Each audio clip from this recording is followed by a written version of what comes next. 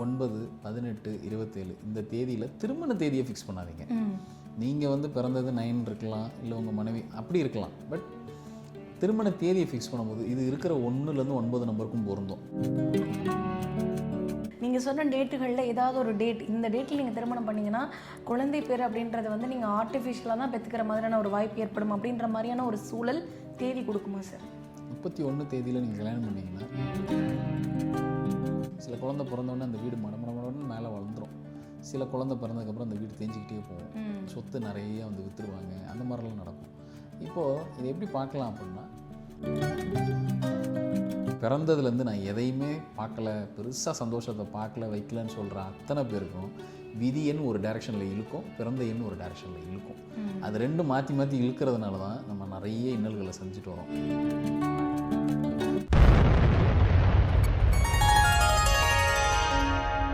Sri மகாஸ் infinity நேயர்களுக்கு நர்மதாவின் அன்பான வணக்கம். நம்மளுடைய சேனலில் தொடர்ந்து பல்வேறு விதமான ஆன்மீக தகவல்கள் பார்த்துட்ருக்கோம். அந்த வகையில் இன்றைக்கி நம்ம பார்க்க போகிற இந்த ஒரு பதிவில் நம்பர்ஸ்க்கு பின்னாடி இருக்கக்கூடிய மேஜிக் என்னென்ன அப்படின்றத பற்றின தெளிவான விளக்கம் கொடுக்கறதுக்காக நம்ம கூட இன்றைக்கி ஆஸ்ட்ரோ நியூமராலஜிஸ்ட் டாக்டர் மகாஸ் ராஜா அவர்கள் இணைஞ்சிருக்கிறாங்க. வணக்கம் சார். வணக்கம் சார். இப்போ வந்து நம்ம நேயர் குறிப்பிட்டு ஒரு கேள்வி கேட்டிருக்காங்க சார். ஏன்னா நிறைய நம்பர்ஸ் பற்றி நம்ம பேசிகிட்டு இருக்கோம். என்னுடைய திருமண நாள் வந்து 9ஆம் தேதியில் கல்யாணம் வந்து ஆச்சு. நான் வந்து காதல் திருமணம் தான் பண்ணேன். அப்போல்லாம் நல்லா தான் இருந்தது. கல்யாணத்துக்கு பிறகு நானும் என்னுடைய மனைவியும் சந்தோஷமாக இருக்கோம். பட் சுற்றி இருக்கிறவங்கனால எங்களுக்கு பிரச்சனை வருது. இதுக்கு வந்து டேட் காரணமாக இருக்குமான்னு கேட்டிருக்காங்க. டேட் காரணமாக இருக்குமா சார்? 100%. ஏன் கல்யாண டேட்டை பார்த்து ஃபிக்ஸ் பண்ணுங்கன்னு சொல்கிறோம் அப்படின்னா, வெறும் நம்ம மட்டும் ஒரு கணவன் மனைவியாக வந்து மட்டும் அவங்க மட்டும் இருக்க போகிறதில்ல, அவங்க சுற்றத்தையும் சேர்த்து தான் பார்க்க போகிறோம். இவங்க சும்மா இருந்தாலும் கூட இருக்கிறவங்கள்ட்ட அந்த மனஸ்தாபம் வரும்போது அது இவங்களோட ரிலேஷன்ஷிப்பில் அது ரிஃப்ளெக்ட் ஆகும். அதுக்கு ஒரு பெரிய உதாரணம் சொல்லணும்னா, மேக்ஸிமம் கூடுமான வரைக்கும் யாராக இருந்தாலும் சரி 9, 18, 27 இந்த தேதியில் திருமண தேதியை ஃபிக்ஸ் பண்ணாதீங்க. நீங்கள் வந்து பிறந்தது 9 இருக்கலாம், இல்லை உங்கள் மனைவி அப்படி இருக்கலாம். பட் திருமண தேதியை ஃபிக்ஸ் பண்ணும்போது இது இருக்கிற 1லேருந்து 9 நம்பருக்கும் பொருந்தும். அப்படி ஒருவேளை திருமண தேதியை அந்த 9, 18, 27 தேதியில் ஃபிக்ஸ் பண்ணிட்டீங்கன்னா என்ன நடக்கும்னா, 2 பக்கம் இருக்கக்கூடிய மாமனார் மாமியாரோட ஒரு பிரச்சனை வந்தே தீரும். வராமல் இருக்காது. அவங்க நல்லது சொன்னாலும் உங்களுக்கு வேறு மாதிரி விழுகும், நீங்கள் எதாவது நல்லது சொன்னாலும் அவங்களுக்கு காதில் விழுகாது. இந்த மாதிரி ஏதாவது ஒரு தொந்தரவு கொடுக்காம போகாது. அந்த வீட்டு பெரியவங்களை உங்ககிட்ட பிரித்து வச்சிரும் 2 பக்கமும். இதை அவாய்ட் பண்ணணும்னு நினச்சிங்கன்னா 9, 18, 27 தேதியில் கூடுமான வரைக்கும் கல்யாணத்தை ஃபிக்ஸ் பண்ணாதீங்க. மற்ற வேறு ஏதாவது தேதியில் இதில் நிறைய பார்த்தோம்னா நிறைய பேர் 8ஆம் தேதி ஃபிக்ஸ் பண்ண மாட்டாங்க, சில பேர் 7ஆம் தேதி ஃபிக்ஸ் பண்ண மாட்டாங்க. ஃபில்டர் பண்ணி பார்த்தா ஒரு 2-3 தேதி தான் மிஞ்சும்.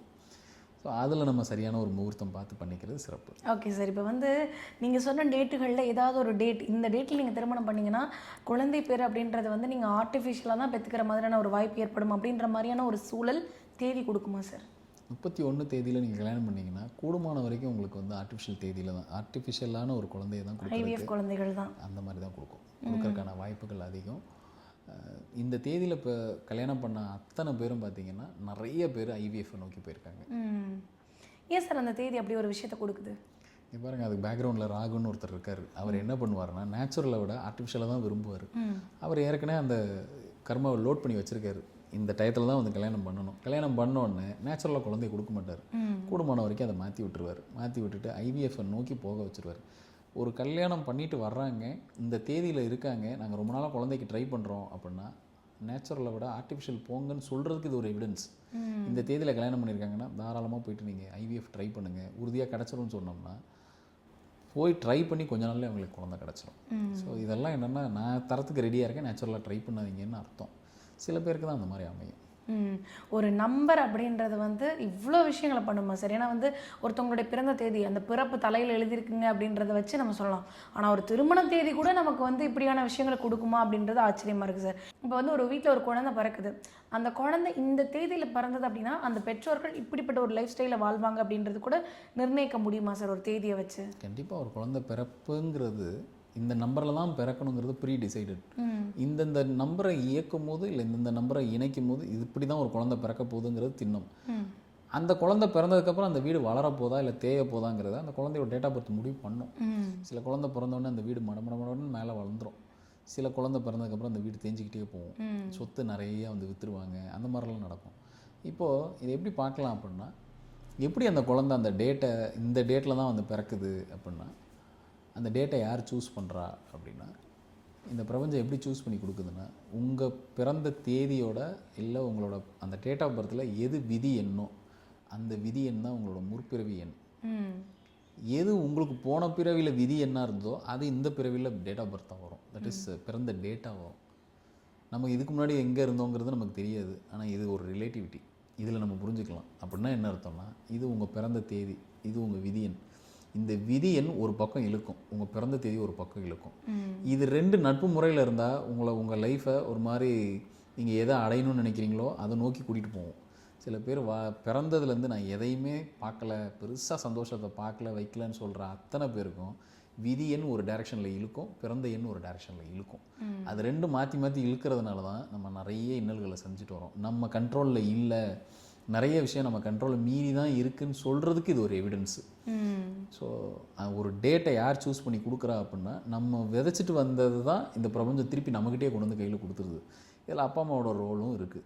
ஸோ அதுதான் டிசைட் பண்ணி கையில் கொடுக்குது.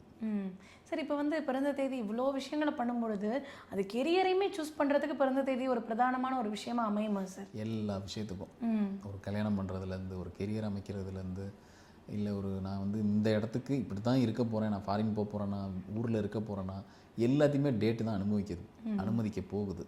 நீங்கள் நியூமராலஜிக்கலாக எடுத்துக்கிட்டோம்னா நம்பர்ஸை வச்சே எல்லா விஷயத்தையும் சொல்ல முடியும். ஒருத்தருக்கு குழந்தை எப்போ கிடைக்கும், ஒருத்தருக்கு திருமணம் எப்போ நடக்கும், எல்லாத்தையுமே கணிச்சு சொல்ல முடியும்.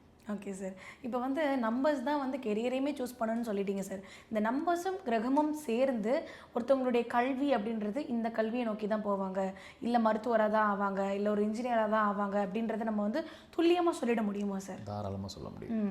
இன்னொன்று, சில பேர் மாற்றி பண்ணுறதுனால தான் அவங்க எதை அடையணும்னு வந்திருக்காங்களோ அதை அடைஞ்சிருக்க மாட்டாங்க. அது தொடர வரைக்கும் அதை வெயிட் பண்ணிகிட்டு இருக்கோம். சில பேர் 40 வயசுக்கு மேலே படித்து மடமுடன் மேலே வரவங்கலாம் இருக்காங்க. காரணம், அது வரைக்கும் அதை தொட்டு பார்க்கலன்னு அர்த்தம். அவங்க எதுக்காக வந்திருக்காங்களோ அதை விட்டுட்டு வேறு ஏதோ ஒரு வேலையை பார்த்துட்டு இருந்திருக்காங்கன்னு அர்த்தம் இவ்வளோ நாளாக.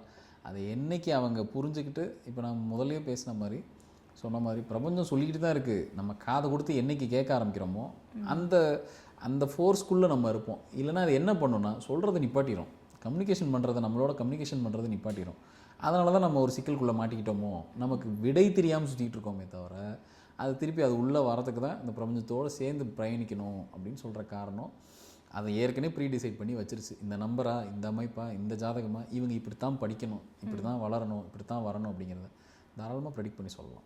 இந்த ஒரு பதிவில் வந்து நிறைய நம்பர்ஸை பற்றின நிறைய புதிய விஷயங்கள்லாம் சொன்னீங்க சார். கர்மாவை எப்படி தொட்டு பார்க்கும் நம்பர், எப்படி இருந்தால் அந்த கர்மா நம்மளை வந்து அடையாது அப்படின்ற மாதிரி நிறைய விஷயங்கள் சொன்னீங்க சார். கண்டிப்பாக பார்த்துட்டு இருக்கக்கூடிய நேயர்களுக்கு ரொம்ப பயனுள்ளதாக இருக்கும் நம்புகிறோம். ரொம்ப நன்றி சார். நன்றி.